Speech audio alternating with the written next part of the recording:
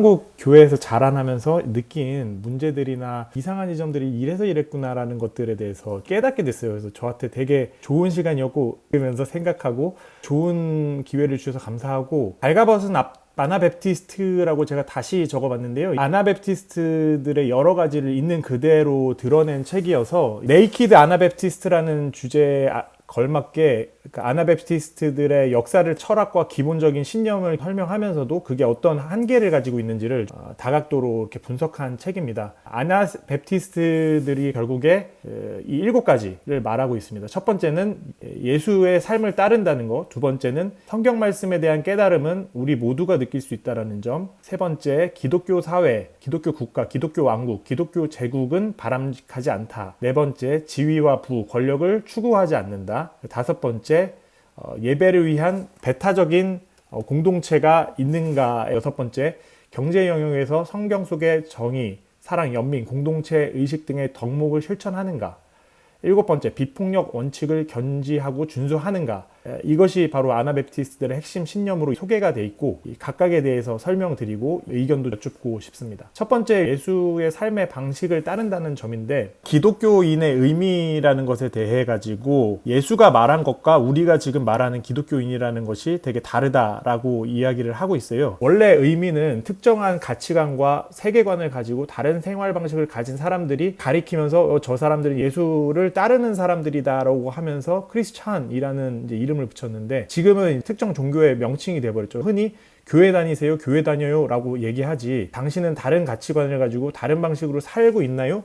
라고 묻지 않는다는 거죠. 흔히 말하는 기독교, 개신교 혹은 그리스도인이라는 개념 자체가 과연 본질적인 의미를 가지고서 이 얘기를 할 수가 있을까? 나는 개신교인입니다 라고 말할 때 그것은 종교 행사에 참여하는 것 뿐이지, 종교 기관에 등록되어 있는 것 뿐이지, 종교적 소속감을 말하는 것이지 가치관과 생활 방식에 대해서 내포하고 있는 의미를 우리 스스로도 버리지 않았나 라는 점을 얘기를 하고 있고요. 그런 점에서 아나베프티스트들은 선교의 대상을 개발도상국의 선교사가 가서 성경책을 번역해서 전해주는 게 아니라 현재 여기에 있는 사람들이 과연 예수가 가르친 방식과 가치관, 세계관을 따르고 있는가 따르고 있지 않은가에 대한 이야기를 하고 있습니다. 개발도상국에게는 뭐 여성의 인권이나 교육, 그런 것이 선교의 모습이겠지만, 지금 미국이나 유럽, 대한민국 등 OECD 국가들 역시도 선교의 대상인 거죠. 왜냐하면 자본주의와 양극화 문제 등 성경의 가치관을 전혀 따르고 있지 않기 때문에 선교의 대상이 바로 현재 여기라는 것입니다. 두 번째, 성경 말씀에 대한 깨달음을 모두가 느낄 수 있다는 점인데요. 성경 해석의 권위주의를 거부하고 모든 사람들에게 가능한 성령의 역사를 강조하고 있습니다. 신학적인 훈련이 없어도, 자격증이 없어도 자신만의 해석을 할 수 있다라고 말을 하고요. 해당 해석에 대해서 검증을 하는 것은 권위 있는 목사나 학위가 있는 신학자가 하는 것이 아니라, 삶의 혹은 사회적 맥락에서 바람직한 결과를 실제로 낳느냐, 그것은 누구나 할 수 있다는 거죠. 성경 말씀대로 살았을 때 사회가 변하는가, 나의 삶이 변했는가에 대해 가지고는 특정 사람들이 권위를 가지고 해석하고 그 사람들에게 권위를 부여할 필요가 없다라는 이야기인데요. 왜냐하면 일상생활과 사회에서 적용되는 진리인지가, 그 여부는 현장에서 살아가고 있는 사람들만이 검증할 수 있다는 겁니다. 예를 들어서 경영학의 이론 검증은 경영학자가 이 경영학 이론이 현실에서 작동한다라고 권위 있게 말하는 것이 아니라, 소비자로서 우리가 현장에서 이런 경영을 하는 기업이 나에게 매력적이다, 나에게 매력적이지 않다, 우리들이 해석할 수 있다라는 거죠. 그러다 보니 성경 해석의 다양성과 창의성에 대해서 이야기를 하는데요. 신학을 전공하고 종교계에서 활동하는 사람들이 가진 한계를 이야기하는데, 그것은 자신의 영역의 이야기만을 하게 된다는 거고요. 예를 들어서 우리가 각자 자기가 활동하는 기술이나 경영 분야에서 성경을 읽으며 그 성경에서 말하는 가치들에 대한 독특한 해석들을 할 수 있다는 것입니다. 세 번째, 이제 기독교 국가, 크리스탄둠이라고 표현이 되어 있는 기독교 국가적을 추구하는 것은 바람직하지 않다. 이 얘기는 탈권위주의 혹은 비폭력주의와 연결이 되어 있는데요. 역사적인 설명을 하고 있습니다. 기독교가 왜 권력과 이렇게 결탁하게 되었는가? 4세기 로마 황제 콘스탄틴 1세가 황실 종교로 승격하면서 이 이후로 이제 20세기까지 이어지는 것이, 우리나라도 깊이 영향을 받은 것이 이제 기독교 사회, 기독교 국가, 기독교 왕국, 기독교 제국을 만들어야 된다. 권력자가 원한 것들을 기독교가 성실하게 해주는 역할을 했다는 거죠. 기독교가 특혜를 받은 만큼 이제 유아 세례를 통해서 시민으로서 등록하고 국가 권력에 의해서 개개인이 철저하게 통치받는 방식으로서의 통치 원리 혹은 행정적 절차로서의 교회 역할을 아주 하게 되면서 권력의 통치와 관리의 하나의 도구가 되었다라는 이야기를 하고 있습니다. 문제는 이제 이런 기독교 제국으로 인해서 성경 내용이 왜곡되기 시작했다는 건데, 대표적으로 사도신경입니다. 이때 만들어졌고 예수의 성품과 삶의 가르침이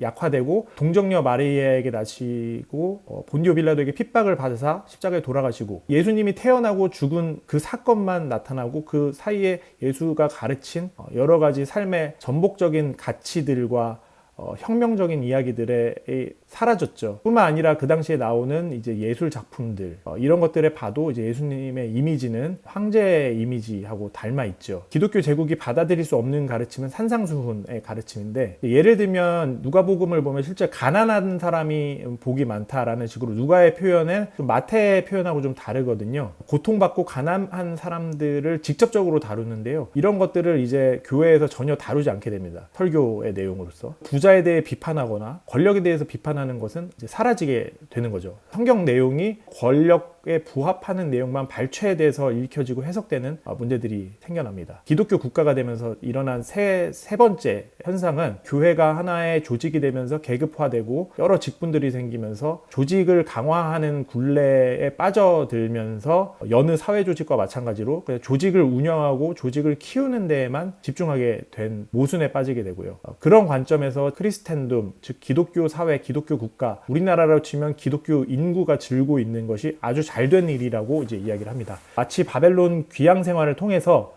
타락한 가치관과 문화가 다시 바뀌는 계기가 되었듯이 개신교인이 줄어들고 있는 지금의 현실이야말로 변질된 성경의 교훈이 다시 제자리를 찾을 기회이다. 근데 교훈은 무엇이냐? 주류가 아닌 소수임이 아닌 주변, 특권층이 아닌 다원성, 기관과 조직이 아닌 운동, 지리적 차원의 정복적 선교가 아닌 사회 자정 운동으로서의 그런 것이 본질이 아닌가라고 이야기를 하고 있습니다. 네 번째, 아나베프티즘의 핵심적인 신념으로 지위와 부, 권력을 추구하지 않는다인데요. 기독교에서 윤리의식이 타락했고, 예를 들면 11조 강제징수를 왕국에서 했었다. 우리가 쉽게 알 수 있는 내용이어서 더 설명하지 않아도 될 것 같습니다. 다섯 번째로, 적극적으로 참여하고 있는 공동체가 있는가. 기독교 국가의 몰락과 쇠퇴를 환영하고 이를 기회로 인식을 하는데, 왜냐하면 우리가 말하고 있는 조직과 종교 기관으로서의 교회라는 명칭은 애초에 성경의 본래 뜻과 다르기 때문인데, 본래 에클레시아, 그러니까 공동체는 유동적인 공동체로서의 커뮤니티 혹은 처치 비욘드 더 컨그리게이션, 관습 중심의 공동체에 가까운데, 개신교에서 우리는 교회입니다 라고 이야기할 때는 컨그리게이셔널 미팅을 그냥 말한다는 거죠. 즉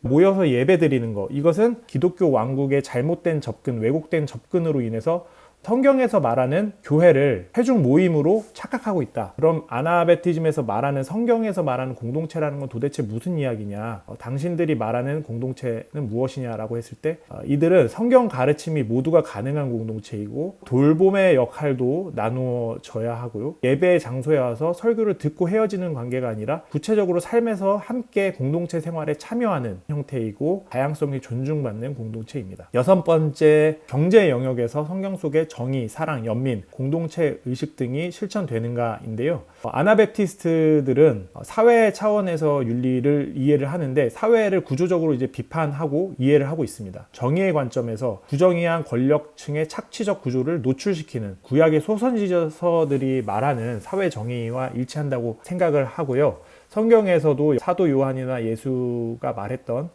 권력을 통해서 소외된 사람들을 착취하는 구조에 대한 노출에 대해서 동일한 전통 위에 있다라고 생각을 들고 있습니다. 또한 이 사회 차원에서 윤리적으로 이해할 뿐만 아니라 개인 차원에서 윤리를 강조하기도 하는데요. 예를 들면 충분하다는 자족함의 영성을 이야기합니다. 효율성이나 효과성 그런 것들보다는 내가 가진 것으로 충분하다라는 소비주의에 대한 비판적인 관심을 가질 수 있는 윤리적 관점을 가지고 있고요. 경제에 대해서도 공동체 공동체적인 접근을 하고 있습니다. 공공부조, 모내기등 문화에 대해서 이야기를 하고 있고, 자선활동으로서 현재 국제기구나 시민단체들, 정부기관이 하는 상당 부분의 활동들을 꾸준히 해왔습니다. 7번째, 비폭력 원칙을 견지하고 준수하는가인데요. 폭력을 사용하는 것을 분명한 오류로 봅니다. 기독교 사회에서 전쟁을 정당화한 성 어거스틴의 저스트 워, 이런 것들이 성경적 근거는 미약하다. 동시에 아나베프티즘의 한계는 비폭력을 강조하다 보니까 무저항주의에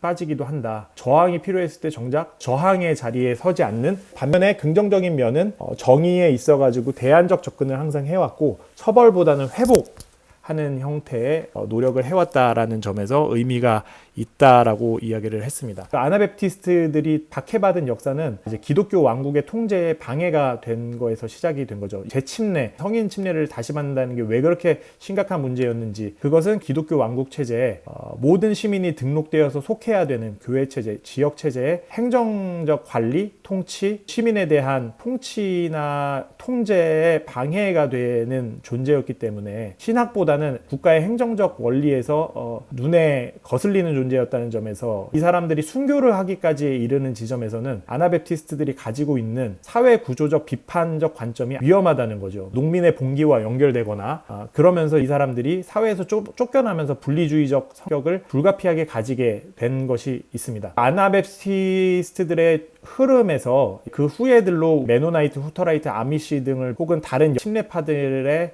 영향을 주기도 했고, 다른 국가에 자리를 잡기도 했지만, 제가 흥미롭게 본 것은 아나베프티즘의 영향을 받고 있는 개인들, 어떤 교파적 차원에서 아나베프티즘을 이해하고 아나베프티즘의 교회에 가려고 하는 것이 아니라, 나는 개신교가 싫어, 교회가 싫어, 하지만 자신의 마음속에서 문제의식을 가지고 있었던 모태신앙의 사람들이 관심을 가지고 있는 것이 바로 이 아나베프티즘적 접근이다, 그렇게 이야기를 하고 있습니다.